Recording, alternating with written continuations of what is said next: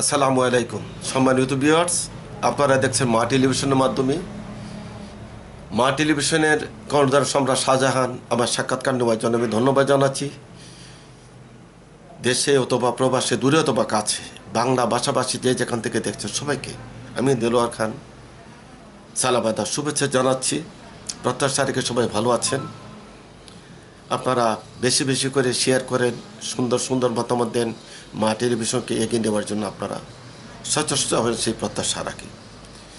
আজকে যেহেতু আমি সিলেট বাড়ি, আমার সিলেটের দুটি কথা বলবো। সেটা হচ্ছে সিলেটের রুকে বিমানের টিকিট মূল্যটা ওঠানামা করছে। আপনারা জানেন প্রবাসী অধ্যুষিত এলাকা সিলেটে, যদি এখানে আন্তর্জাতিক রোড হিসাবে অনেক সময় গণ্য করে, প্রকৃত অবস্থায় তা হচ্ছে না। সাম্প্রতিককালে আমাদের বাণিজ্য মন্ত্রী ম্যানচেস্টার ঢাকা সিলেট একটা ফ্লাইট চালু হয়েছে, ভাই ঢাকা হয়ে টিকিটের অনেক সময় তারতম্য হয়ে যায়। প্রত্যেকটা টিকিট যখন ঢাকার থেকে যে কোনো রোডে যায় তার ভাড়া এক ধরনের, ওই রোড থেকে যদি সিলেটে আসে তার ভাড়া দ্বিগুণ গন্ত হয়। এই সমস্ত বৈষম্য সিলেটবাসী আর মানিয়ে নেবে না। আমরা প্রত্যাশা রাখি মাননীয় বিমানমন্ত্রী, মাননীয় বাণিজ্য মন্ত্রী, মাননীয় প্রবাসী কল্যাণ মন্ত্রী, আপনারা সদয় হয়ে এই বিমানের যে ভাড়ার তারতম্যটা, বৈষম্যটা আপনি কমে আনতে হবে। আমরা সিলেটবাসী শাহজালাল উত্তরস্বরী, আমরা অবশ্যই সব কিছু করতে পারি, আমরা ত্যাগ স্বীকার করতে পারি, আমরা ধরতে পারি। আমরা চাই আমাদের ন্যায্য অধিকার। আমরা খনিজ সম্পদে ভরপুর সিলেটে, আমরা অকাতরে আমরা বিভিন্নভাবে আমাদের ছাড় দিয়ে আমরা সব কিছু সহ্য করতেছি। গ্যাস, তেল, চা পাতা সহ পাথর, বিভিন্ন খনিজ সম্পত্তি আমরা সিলেটে ভরপুর। আমরা বাংলাদেশকে বিভিন্নভাবে সরবরাহ করতেছি। সেক্ষেত্রে আমাদের কোনো দাবি দাবা অন্য কিছু নেই, বা আমরা আলাদা কিছু পাওয়ার মতো চিন্তা ভাবনা করি না। শুধু আমরা এতটুকু মনে করবো যে বৈষম্য যে শিকার হচ্ছে, বাংলাদেশ বিমান, ডোমেস্টিক ফ্লাইট, আন্তর্জাতিক ফ্লাইট, সব ফ্লাইটে আমাদেরকে সেখানে বৈষম্য করা হয়েছে। ঠিকের জন্য আর সেই ধরনের না হয়, সেক্ষেত্রে আমরা বাংলাদেশ প্রবাসী কল্যাণ পরিষদ যদি এই ধরনের বৈষম্য ঠিক না করে, আগামীতে আমরা আরও বড় করে আমরা একটা হয়তো আন্দোলন গড়ে তুলতে পারি। আমরা আন্দোলনের পক্ষে নাই।